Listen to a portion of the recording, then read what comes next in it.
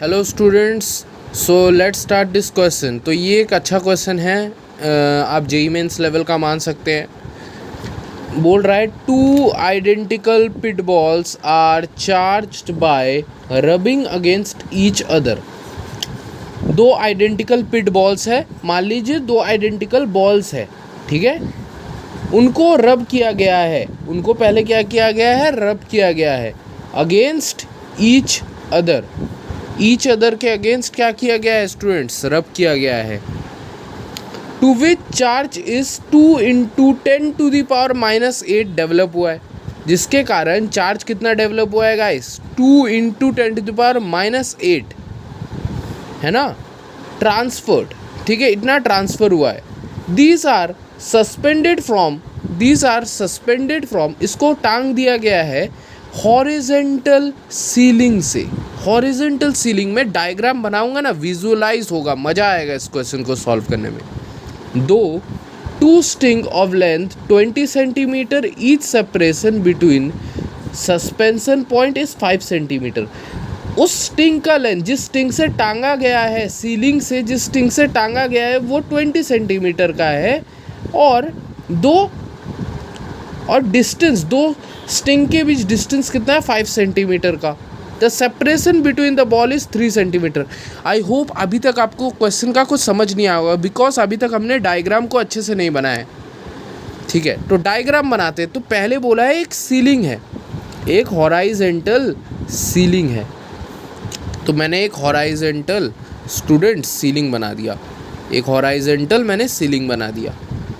अब बोल रहा है suspended from horizontal three ring, two string, दो स्टिंग के साथ बंधे हुए हैं, ऑफ लेंथ 20 सेंटीमीटर।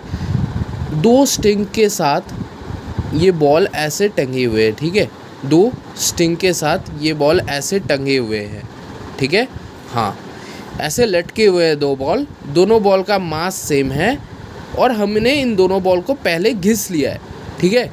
तो पहले डायग्राम बना लेते हैं। तो यार इस पूरे स्टिंग का आपको लेंथ कितना दिया हुआ है, 20 सेंटीमीटर, ये भी आपको बोला गया है 20 सेंटीमीटर, दोनों ही इक्वल लेंथ के हैं, ठीक है, हाँ। एक स्टिंग से दूसरे स्टिंग का डिस्टेंस आपको कितना दिया हुआ है, 5 सेंटीमीटर, कितना दिया हुआ है, 5 सेंटीमीटर। इधर से इधर तक का डिस्टेंस आपको दिया हुआ है 5 सेंटीमीटर, ठीक है। और बॉल का सेपरेशन आपको 3 सेंटीमीटर दिया हुआ है। यार देखो, अगर मैंने एक बॉल, मैं इधर एक्सप्लेन करता हूँ, अगर मैंने एक बॉल को दूसरे बॉल के साथ रब किया है, तो by the concept of frictional charge हम बोल सकते हैं एक बॉडी में पॉजिटिव हो गया होगा, एक बॉडी नेगेटिवली चार्ज हो गया होगा, एक बॉडी पॉजिटिवली चार्ज, एक बॉडी नेगेटिवली चार्ज। तो मान लीजिए मैं इस बॉडी को मान लेता हूँ पॉजिटिवली चार्ज और इस बॉडी को मान लेता हूँ नेगेटिवली चार्ज, यस। सो मैंने इस बॉडी को पॉजिटिवली मान लिया, नेगेटिवली मान लिया, तो यार ये इसके बीच और इसके बीच कुछ ना कुछ फोर्स लगेगा, जिसके कारण स्टिंग कुछ आसपास आएगा कि नहीं, ये दोनों बॉल्स आसपास आएंगे कि नहीं, फोर्स के लिए कौन से फोर्स, इन दोनों के बीच कौन सा फोर्स लगेगा, कोलम्बियन फोर्स लगेगा। कोलम्ब्स लॉ में हमने देखा था नेगेटिव चार्ज पॉजिटिव चार्ज को अट्रैक्ट करता है, तो इन दोनों के बीच फोर्स कितना लगेगा, कोलम्बियन फोर्स लगेगा। तो इस पे ये एफ डैश फोर्स लगा रहा होगा कोलम्बियन फोर्स, और ये भी इस पे सेम एफ डैश फोर्स लगा रहा होगा कोलम्बियन फोर्स। आप मुझे इधर बता सकते हो इस डायग्राम में और कुछ फोर्स लग रहा है कि नहीं, ऑब्वियस सी बात है लग रहा होगा। एक फोर्स इस नीचे लग रहा है mg, सेम इसके साथ भी mg लग रहा है इस बॉल के साथ। और कुछ फोर्स लग रहा है कि नहीं, इस स्टिंग के लिए कुछ फोर्स लगता है, हमने क्लास 11th में पढ़ा था, एक फोर्स स्टिंग के लिए भी लगता है। तो वो फोर्स कौन सा होगा, वो होगा टेंशन फोर्स। तो मैं इसको T से डिनोट करता हूँ, ये क्या होगा, टेंशन फोर्स। यस, ये टेंशन फोर्स होगा कि नहीं, यस होगा। ये इस पे कुछ टेंशन लगा रहा होगा, ये इस पे कुछ टेंशन लगा रहा होगा। नीचे ग्रेविटेशनल के लिए mg लग रहा है, और सामने क्या लग रहा है, एफ डैश कोलम्बियन फोर्स, ठीक है। तो इस डायग्राम में क्या तीन फोर्सेस लग रहे हैं, एक है टेंशन फोर्स, एक है mg फोर्स, और एक है एफ डैश फोर्स जो कोलम्बियन फोर्स है, ठीक है। अब देखो स्टूडेंट्स, इस एंगल को मैं क्या कह सकता हूँ स्टूडेंट्स, इस एंगल को मैं थीटा कह सकता हूँ, इस एंगल को भी मैं क्या कह सकता हूँ, थीटा। अगर मैं इसके एक पैरेलल में इधर एक लाइन क्रॉस करूँगा सो ये क्या आ जाएगा, ये आ जाएगा थीटा स्टूडेंट्स। आपको पता है इसके पैरेलल का ये जो z बना रहा है, तो इस z में ये जो एंगल होगा ये भी थीटा ही होगा। सिमिलर टू दिस इधर भी अगर मैं बनाऊँ, मैं इधर बना के समझा देता हूँ अच्छे से। इधर एक z बना रहा है यार, आपको पता ही यार 11th का कंसेप्ट है। इधर ये भी थीटा इस थीटा के बराबर होगा। तो मैं अगर ये थीटा मिल गया है तो मैं इधर कंपोनेंट कर सकता हूँ क्या, टेंशन का, इस फोर्स का मैं कंपोनेंट कर सकता हूँ क्या? यस। कैसे सर, कौन सा कंपोनेंट करोगे? देखो ये जो होगा ये ऊपर होगा टी कॉस थीटा, मैंने एक कंपोनेंट किया, और मैंने इसके एंगल इस तरफ फोर्स कितना दिया, टी साइन थीटा। ओके, ये टी कॉस थीटा, ये टी साइन थीटा, ये एफ डैश, ये एम जी। ठीक है, I hope it is clear.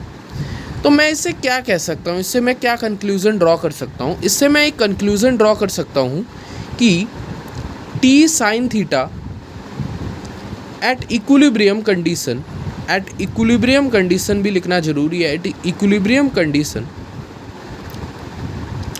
Equilibrium condition में क्या होगा, T sine theta F dash के बराबर होगा। T sine theta is equal to F dash. अब T sine theta F dash को हम लोग कूलम्स लॉ से क्या लिख सकते हैं, के क्यू स्क्वायर अपॉन में आर, के क्यू स्क्वायर अपॉन आर लिख सकते हैं। इसको मैं नाम दे दूंगा इक्वेशन नंबर 1। उसी तरह ये जो टी कॉस थीटा होगा इक्विलिब्रियम में, ये एम जी के बराबर होगा, तो मैं इधर लिख सकता हूँ students, T cos theta is equals to M G. This is our second equation. अगर मैं equation 1 and equation from equation 1 and 2, अगर मैं इक्वेशन 1 एंड 2 को क्या कर दूं, डिवाइड कर दूं,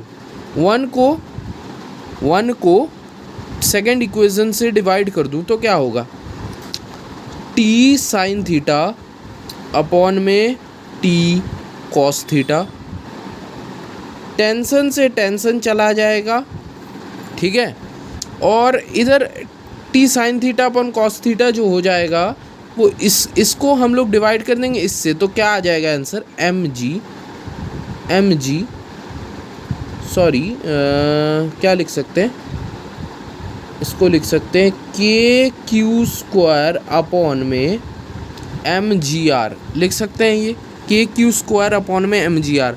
सो tan theta is equal to K Q square upon में एम जी आर, ये हम लिख सकते हैं। सो टेन थीटा कैसे फाइंड करेंगे वो मैं बता देता हूँ कंसेप्ट, ठीक है। और ये वाला हमें इक्वेशन मिल गया है। तो अब हमें निकालना क्या है इस क्वेश्चन से, हमें निकालना है मास, हमें निकालना है स्टूडेंट्स मास। तो हम लोग इसको मास के टर्म्स में लिख लेंगे अगले ही इक्वेशन में। ओके स्टूडेंट्स, ये जो tan थीटा ये निकालेंगे कैसे, tan थीटा निकालने के लिए बहुत ही इजी स्टेप है, बेसिक सा मैथ्स लगेगा। ये जो थीटा आप देख रहे हो स्टूडेंट्स, थीटा के लिए ये जो होता है उसके लिए परपेंडिकुलर होता है, this is perpendicular and this is base, ठीक है। यहाँ से यहाँ का डिस्टेंस आपको 3 सेंटीमीटर दिया है, तो यहाँ से यहाँ का डिस्टेंस आपका कितना होगा 1 सेंटीमीटर। तो यहाँ से यहाँ तक का डिस्टेंस 1 सेंटीमीटर होगा और यहाँ से यहाँ तक का डिस्टेंस 1 सेंटीमीटर होगा। तो परपेंडिकुलर 1 सेंटीमीटर, बेस हमारा 20 सेंटीमीटर। तो अगले पेज में मैं क्या लिख रहा था, tan theta equals to K Q square upon में एम जी आर। हमने पिछले अभी हमने क्या निकाला, tan थीटा निकाला, वो कितना आया, परपेंडिकुलर अपॉन बेस, परपेंडिकुलर 1 था, बेस हमारा 20 था। के क्यू स्क्वायर अपॉन आर, के की वैल्यू पुट कर दो 9 इंटू 10⁹ ठीक है। क्यू स्क्वायर की वैल्यू देखो यार, क्यू स्क्वायर की वैल्यू कितनी है, वेट 2 मिनट यार, क्वेश्चन देख लेता हूँ। हाँ, सो के क्यू स्क्वायर की वैल्यू है स्टूडेंट्स 2 इंटू 10⁻⁻8 का होल स्क्वायर, ठीक है, अपॉन में मास आपको निकालना है, जी आपको 10 दे दिया है, और आर आपको दे दिया है जी, आपको दिया कितना है 3 सेंटीमीटर। आप उसको पहले मीटर में कन्वर्ट करो, जो आएगा 0.03 मीटर, ठीक है, 0.3 मीटर का होल स्क्वायर। अब मैं इसको मास, मेरे को निकालना क्या है, mass of each ball.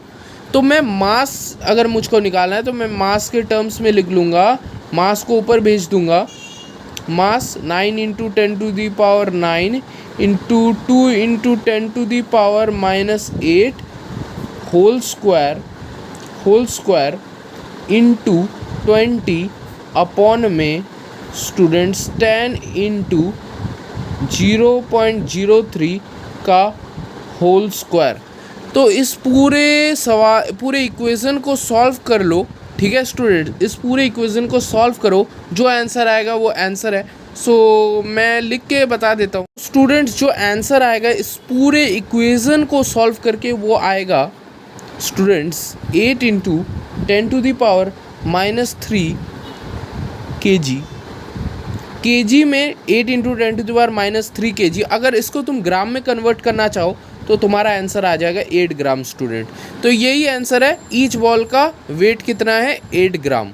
I hope आपको समझ आया इस वीडियो में। Okay, thank you.